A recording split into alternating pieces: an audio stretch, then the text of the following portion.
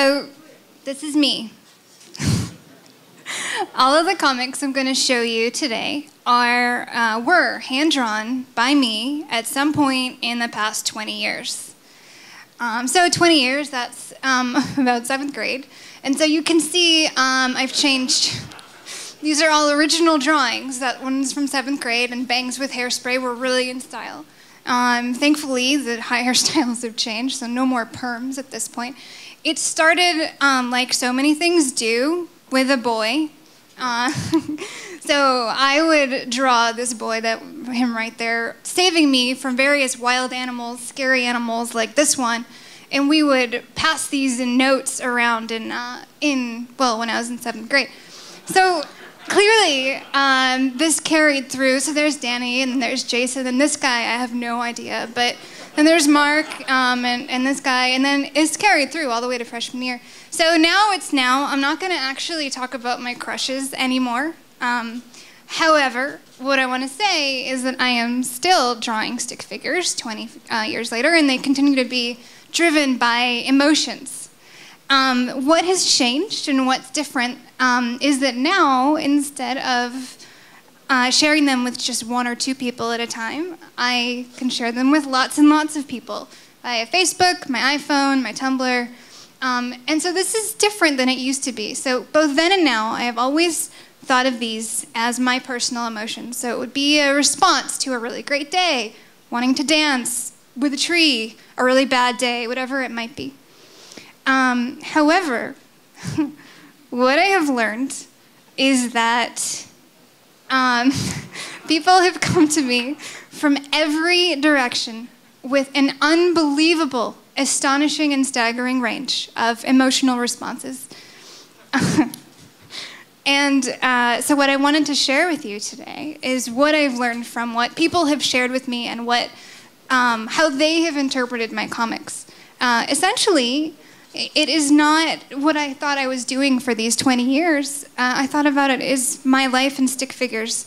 But actually, it is our life in stick figures from what I've thought and what I've noticed. So here's what I've learned. Essentially, I am not the only crazy one. I'm pleased. So I have learned, for example, that it is not unreasonable to split a cupcake in half with an axe. It may be unreasonable to only want half a cupcake, but that's a whole different story. I also learned that you can make a really delicious sandwich with a chainsaw. However, I do, from my own experience, recommend having an extra bag of chainsaws around if you have friends over or if you get hungry again later. So this is a really important one. It is perfectly acceptable to tell someone to fuck off if they're lifting something heavier than you and they're looking at you funny. This one does not apply just to the gym. All right, so Megashark. Megashark is the newest addition to my comic strip world. And so Megashark, he's very elusive. No one ever sees him, but he eats whatever he wants. He will unabashedly eat a school bus for breakfast and another school bus for lunch, and he could care less what anybody thinks. And he's a very inspirational character, and it has not been just to me. So if Megashark can do that, then we can make our beds, and we can ride our bicycles, and we can take on the world unafraid.